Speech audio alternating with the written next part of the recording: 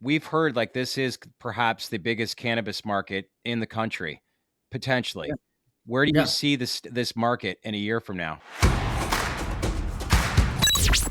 Hey everyone, thanks for checking into our latest TDR Cannabis exclusive. I'm your host, Shad Dales. Hope you all had a great weekend as we start off a brand new week. Big news last week in New York, where a number of MSOs can actually begin adult use business within the state. One company in particular that's going to stem and benefit from that is the Cannabist Company Holdings, as we welcome back in the Chief Commercial Officer of the Cannabist Company Holdings, which trades on the CBOE exchange under the ticker symbol CBST. Jesse Channon, good to see you.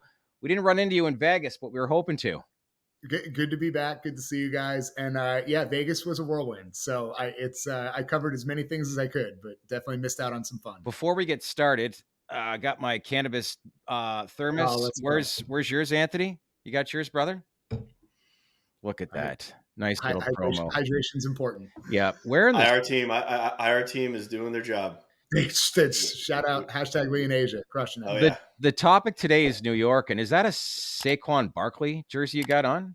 Saquon Barkley jersey for some reason, and it's signed. For some reason, I've got a Saquon Barkley jersey, shit that I randomly buy on the internet. So yeah, I've got an authentic autographed Saquon Barkley jersey for some reason in my office. Where's he playing next year? I don't think he's going to be with the Giants, but who knows? We'll see. But this is supposed to be a pro New York conversation. Let's keep it going. Yeah. All right, let's begin with that. Big news, to say the least, as I said off the top. So I think more in depth, like the stock ripped based off of this announcement on Friday. It's a brand new week. By the time we recorded this interview, it'll be out later this week on Tuesday. So long story short, I think it's obviously pretty happy news for the company, but more specifically to our viewers that are watching this, what exactly does this opportunity present for you?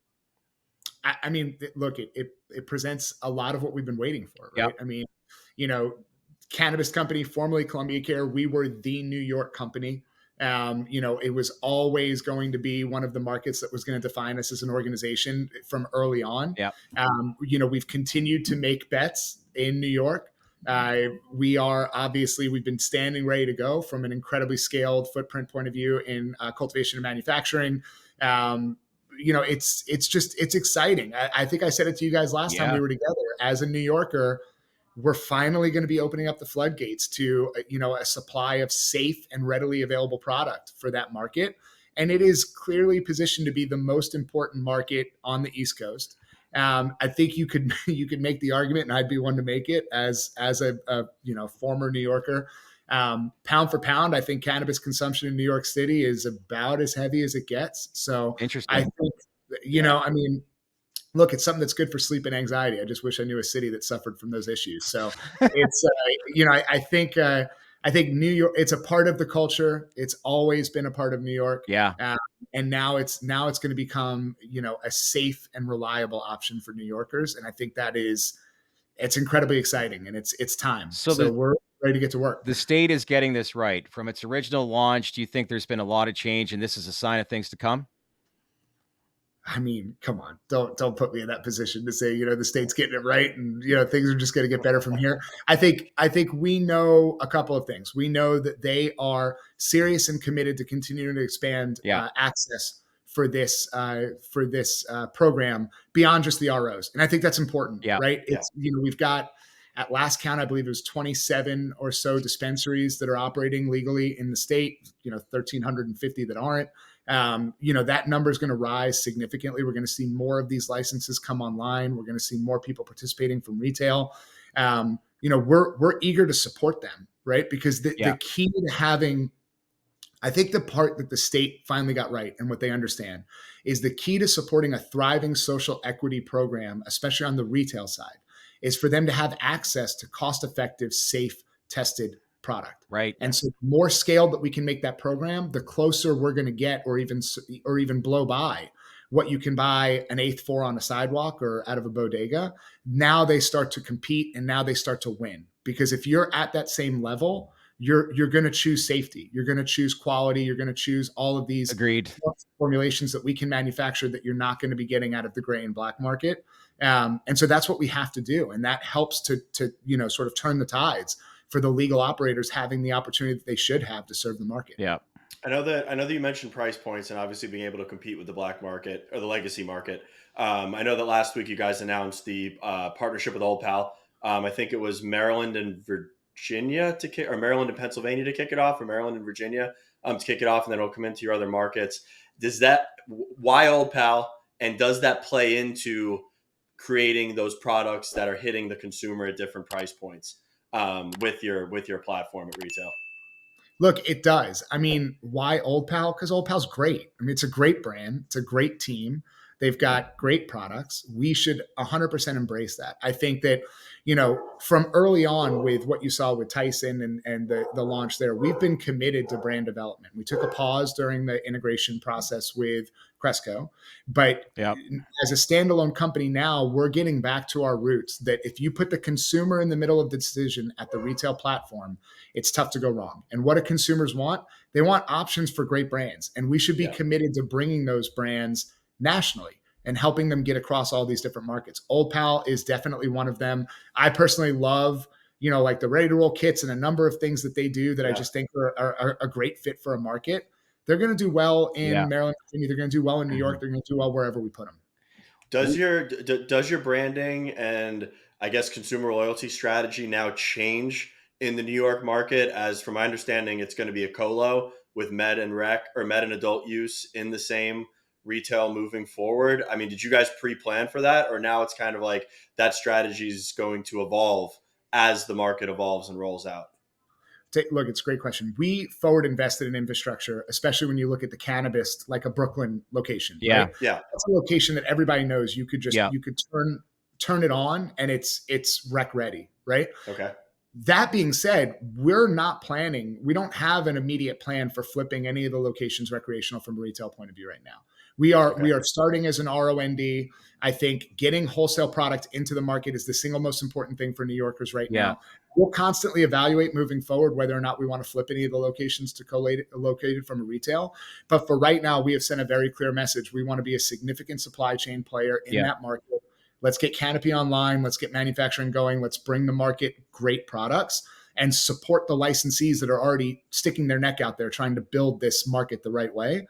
And then whether or not we flip for retail in the future, more to come, right? We're evaluating it constantly, but ROND was definitively the right route for us to start with what we have from an infrastructure point of view. Well, perfect, because that actually answered my next question, because I was going to be like, the press release, the way it was worded, wholesale activates tomorrow, retail down the road pending fees, and then that'll be a calculated approach to if and when the med locations do colo for adult use, correct? Yeah. And I mean, look, product already delivered, I believe, as of today, right? So like we are already putting on shelf in store. We've got 20 or so some odd relationships in those legal dispensaries right now where we're providing wholesale. So, we're going to move very quickly to be, one of, if not the largest supply chain partner in the state. Okay. Yep. And that's what your CEO had said in that press release, obviously on Friday. But we were actually in Brooklyn with Nicholas last month. I could not believe the foot traffic that place, just down the street from the Barclays Center. But yes, there's a lot of medical patients that are basically coming in, but I don't know how many people you had to turn away that were actually inquiring if this was an adult use cannabis location. But needless to say, when that time comes to fruition, that's going to be turnkey based on the foot traffic alone. It's an incredible location, right? And look, the team, we have a great team. They're excited at the prospect of serving the recreational adult use market. I think it's a strategic decision based on both the opportunity as well as obviously the fee structures, and just overall, like what should we be? Who should we be to the community? How do we want to integrate into this program in a way that is, supportive and not overly competitive right away to a number of these licensees that are out there that just need product. Yeah.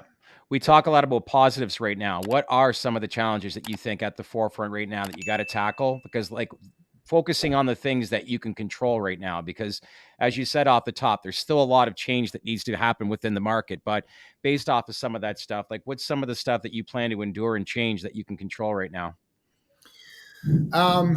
Look, we're very fortunate because we're built out, right? So our facility has already been taking down plants. I mean, we've had almost 100 harvests between the facilities in the last 12 months between Rochester and Riverhead. We've got, I think something around 30,000 feet of bloom or whatever that's already online. I mean, there's plants that are coming down. There's product that's going to be available to the market right away. Scaling that, continuing to find a way to sort of challenge the status quo on, how much product we should be producing out of these facilities. What are ways that we can continue to partner with brands, with social equity operators? What are the things that we can do to make this market meaningful, right? And be able to have the impact that we need to in getting the safe product down to a level where it is hyper competitive, if not the obvious choice. That's the biggest challenge, right? It's, we've done this before. This is not the first market that we're going to be a part of that slipped from medical to adult use. It won't be the last, right? Ohio, Pennsylvania, I know, Florida. Our footprint, we're going to go through this time and time again. And that's a good thing. But I think we have lots of learnings to bring to New York. We know how to do this. We know how to execute effectively and do it at scale. And I think in New York, we have the advantage. Again, we're built out. This is not a conversation around construction still to be done, infrastructure to be completed. This is just a matter of putting more plants in the facility and providing more supply to the market. Jesse, go ahead, Anthony. I was going to say we're looking forward to getting into that Riverhead location in Q1 of next year, and getting some actual on-site content. I mean, obviously, from a timing perspective, wholesale is selling through channels now. Yeah. When do you really think that the New York market as a whole will kind of, I don't want to say normalize, but kind of hit equilibrium and start to hit its stride? My guess, back half of next year into early 2025, because the knee-jerk reaction in the capital markets were, oh, this is great. This is going to benefit the stocks like tomorrow. And people think like the New York action is going to basically be like Maryland, where it's just going to be like, boom, top line growth. I don't think it's going to be like that. And I think it's going to be something that the market needs to digest and grow as we start to see more retail locations come online and more brands enter the space.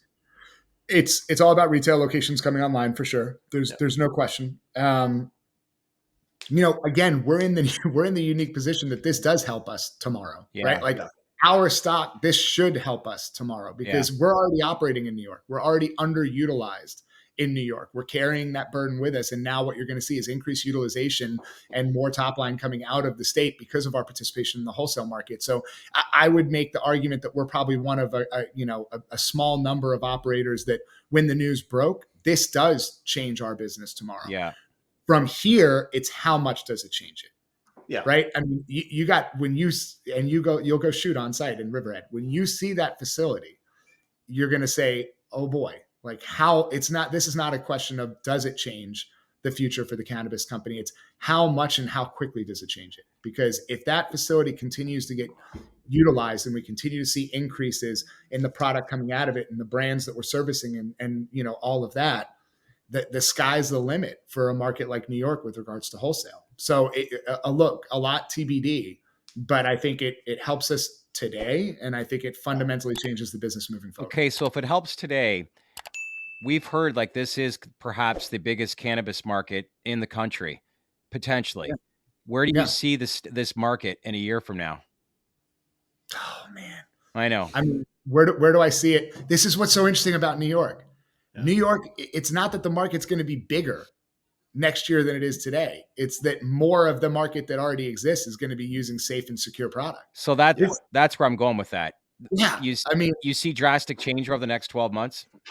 I think based on where you are right now off of the medical and the amount of access that's available in adult use and rec, yes, I think you will see a significant change over the next 12 months of the percentage of product that's being consumed coming from, sort of safe and secure sources versus more questionable.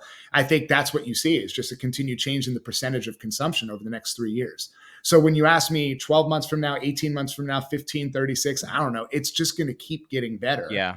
And so it's tough to put a pin in exactly what that's going to mean in 12 months. So what do you hear on the grassroots level? What's some of the feedback that you hear from people when it comes to having something that's safe versus buying black market? Are you seeing the sentiment change?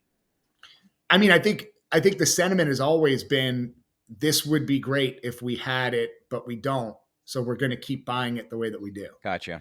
And I think that you have to put yourself, I always joke around. It's like, look, I don't see a whole lot of people making bathtub gin anymore. And I don't see, I don't walk down the sidewalk and, people are rolling one up and, instead of bumming a Marlboro Light, right? So the reality is you're going to see discreet and convenient consumption massively rise in a market like New York.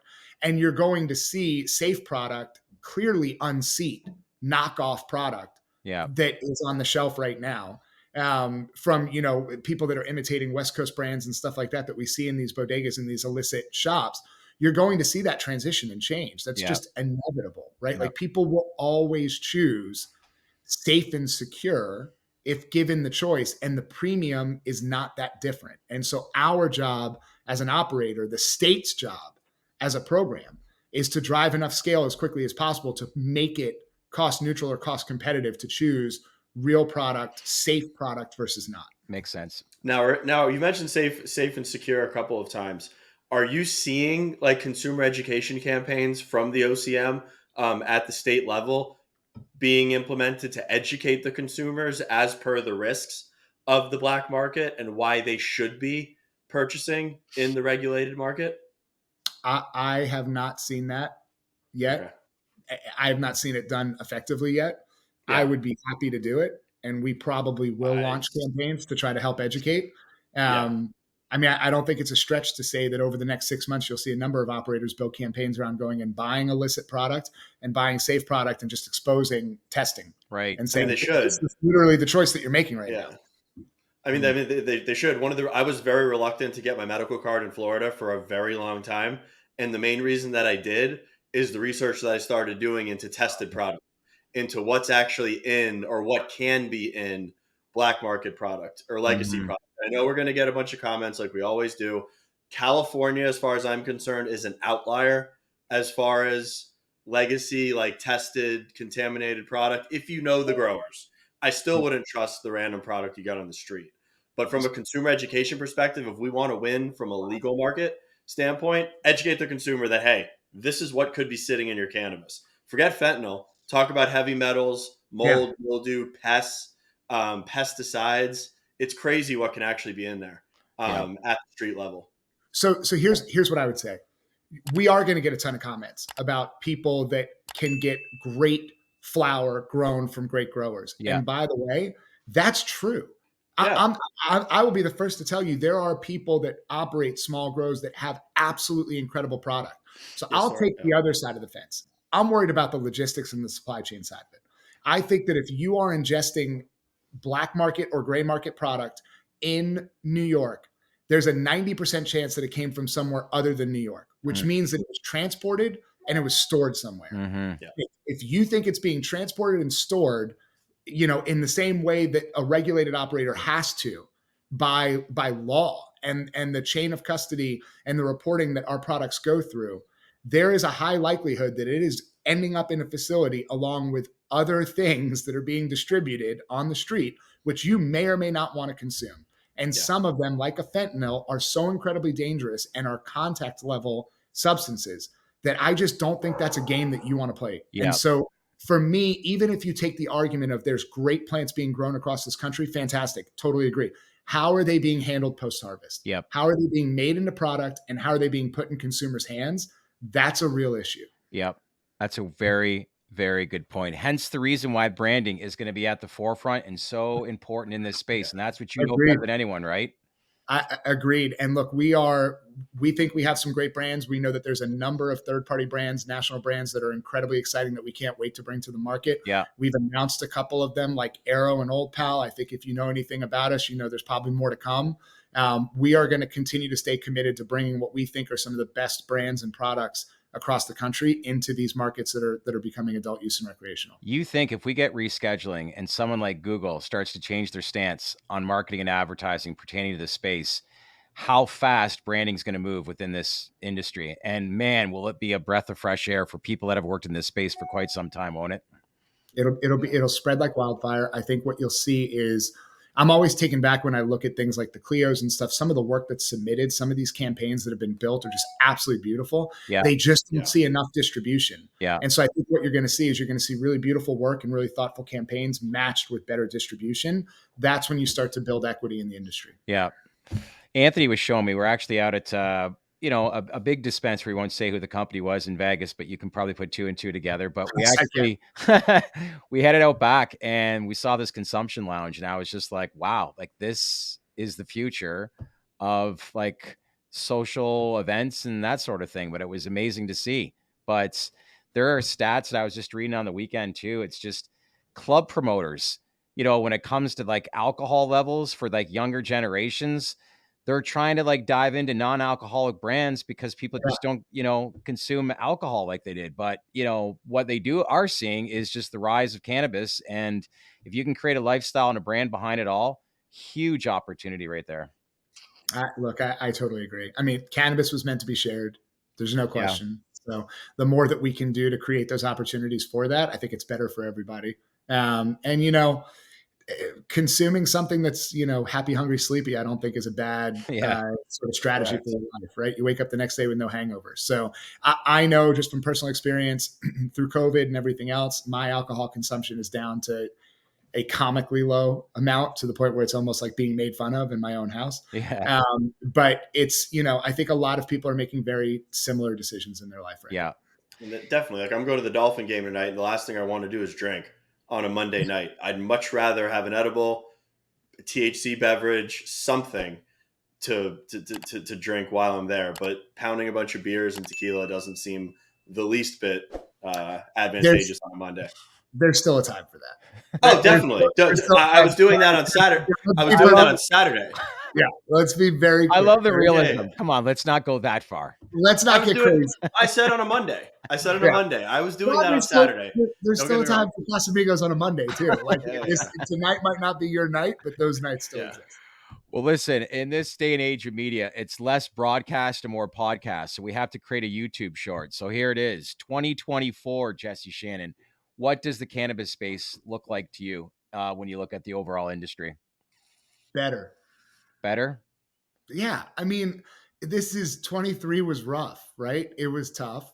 I think that what you're starting to see is, I'm a huge believer that logic and pragmatism ultimately rules the day at some point. Like, people just sort of look at things and say, this doesn't make sense. And right now, if you're betting against the cannabis industry, I don't think you make a lot of sense, because I think that the stuff that we're talking about today, I think that the studies that you're pointing to, that the toothpaste is out of the tube, it's not going back in.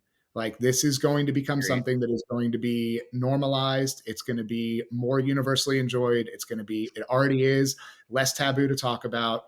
We were just at an industry event in Vegas that has changed dramatically, even in just the last 4 years, with regards to how normal it feels, and the level of professionalism being executed by those vendors. Right.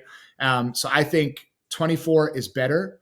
I think 25 is better than that. Yeah. And I think 26, in my opinion, is a year that things feel really normal. And so for me, this is about a 3-year outlook of just be there, continue to run a good business, focus on the things that you can control, build good brands, build good company, continue to invest in our people and elevate the people that work on our platform so that they can be the best versions of themselves by the time we get to 25 and 26. And then I think you're competing on a completely different playing field by then. Yeah, 100%. Thanks to the setup in Vegas as well. We enjoyed staying at the Cosmo. That was a great spot, great networking, good times to say the least. But, it was a smaller event, I think, as far as audience size, but it was still great to see. I think a lot of the main players were there, which was good. The audience was smaller, but I think that's just the growth of the industry, that everybody that stuck out this long is probably more optimistic now today than, even 12 months ago, right? I think, unfortunately, we probably have a couple more extinction level events, right, from just a supply chain point of view and brands and operators and stuff over the next 24 months. But, the herbal extinction level event that happened in California won't be the last, right? Like, you'll continue to, there'll be these moments where you just unfortunately lose some really good brands, some really good operators, some early people, whatever it is. But I think that, the companies that have shown that they can strengthen things, they can fix the internal issues, they can solve, problems on the balance sheet, whatever it is, and figure out a way to march forward and be there in 2026. It's an undeniable rising tide all boats. Like I'm sorry. I got pull quoted. I got put on a headline for the wrap up for MJ Biz. And they literally said, Jesse Channon says, best times are ahead, better times are ahead. And if you don't believe that that's the case, you shouldn't be in this industry. And I stand by that. That's true. If you can't sit here right now and know that it's going to be better in 24, better in 25, better in 26. Yeah. Go work on something else. Don't waste your time. But I believe that'll be the case, and we're excited to execute in it. It's a great sound clip right there. You like that Ron Burgundy voice I did last week? I need it. Like, you got to give it to me you got to close out the interview with the Ron Burgundy. This is Shad Dales saying good night and thank you for joining us as Jesse Shen from the Cannabist has joined us. Until tomorrow, stay classy. Thank you, guys. So good. Thanks, guys. Keep in touch. I appreciate it, guys. It was good seeing you.